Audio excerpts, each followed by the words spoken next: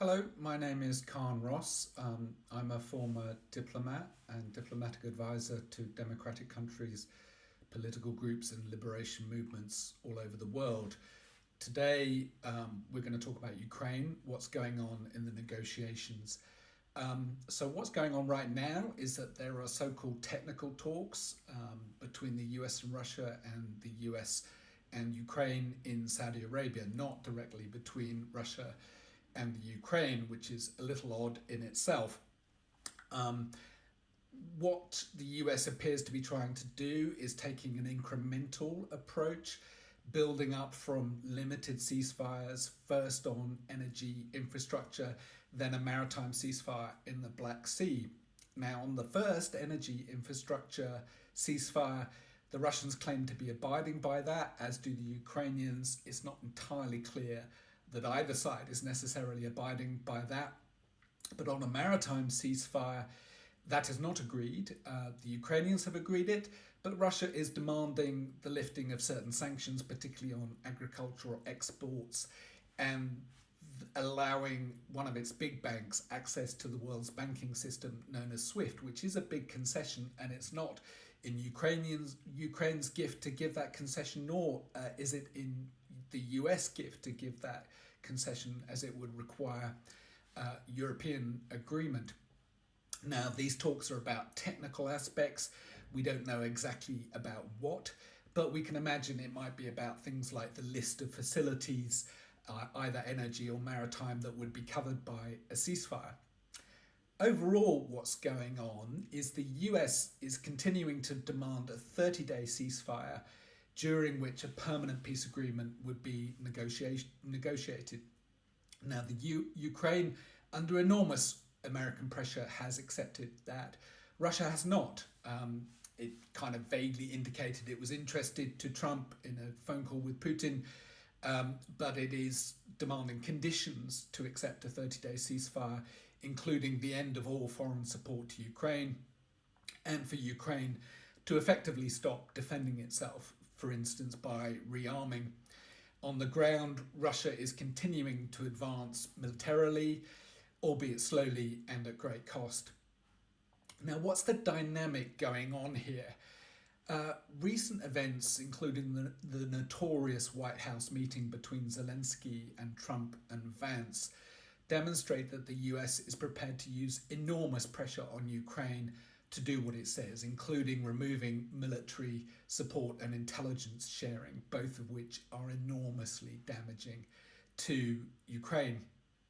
But it's not at all clear that the US is willing to use any pressure on Russia for not agreeing a 30-day ceasefire, although Trump has vaguely talked about new sanctions or something like that. But unlike with Ukraine, there has been no immediate response to Russia's refusal to agree a ceasefire. Indeed, instead, Trump and Steve Witkoff, the peace envoy of the US, appeared to be taking Russian views about the war, how it started, what territories might belong to it. The US is already apparently talking about territorial concessions to the Russians, which itself is very alarming to Ukraine.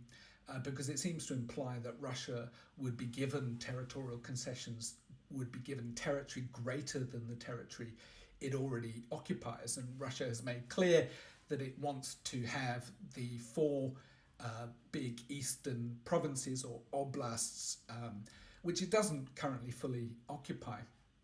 One telling sign that things are not being pinned down and that the Russians are playing for time is that the announcements of what was agreed or not agreed during various meetings, such as Trump and Putin's phone call or meetings in Saudi Arabia, is that the accounts of the three parties, the US, Ukraine, and Russia, are different.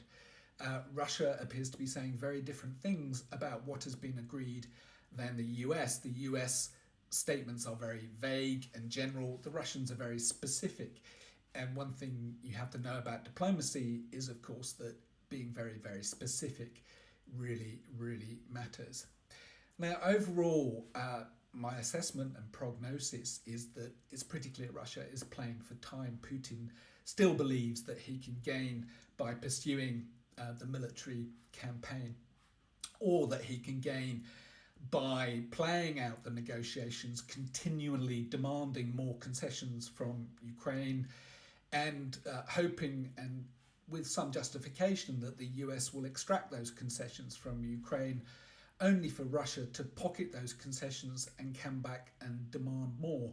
It's pretty clear that the US is prepared to use enormous pressure on Ukraine, having decided that it's the weaker party.